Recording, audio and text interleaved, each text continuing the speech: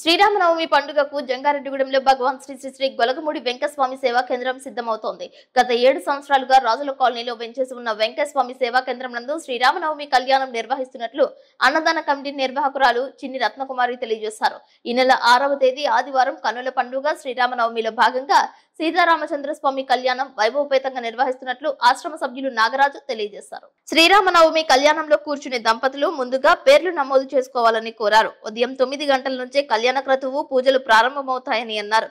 అనంతరం భారీ స్థాయిలో అన్నప్రసాద వితరణ జరుగుతుందని అన్నారు. స్వామివారి కళ్యాణాన్ని తిలకించి తీర్థ ప్రసాదాలు స్వీకరించాలని కోరారు. స్వామివారి కళ్యాణంలో పాల్గొన్న తిలకించి తలంబ్రాలు అక్షింతలు స్వీకరించిన భక్తుల ఇంట వివాహం కావాల్సిన వారుంటే వివాహాలు జరుగుతున్నాయని అన్నారు. స్వచ్ఛమైన కోరికలు తీర్చే కొంగు బంగారంగా వెంకటస్వామి విరాజిల్లుతున్నారని తెలియజేశారు. రేపు 6వ తారీఖు ఆదివారం శ్రీరామనవమి సందర్భంగా మన జంగారెడ్డిగూడెం భగవాన్ శ్రీ శ్రీ శ్రీ వెంకయ్య స్వామి వారి ఆశ్రమంలో శ్రీ సీతారామచంద్ర ప్రభుల వారికి కళ్యాణ మహోత్సవం జరుగుతున్నది.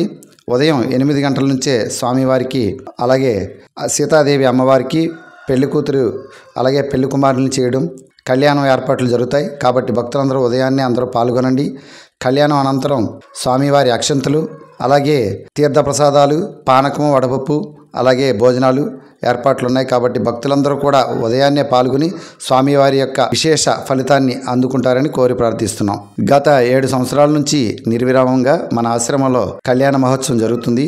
అలాగే ఈ కళ్యాణంలో పాల్గొన్న భక్తులందరూ కూడా ఆ తలంబరాలను తీసుకుని శిరస్సును దర్శించిన వారికి కళ్యాణం జరుగుతుంది.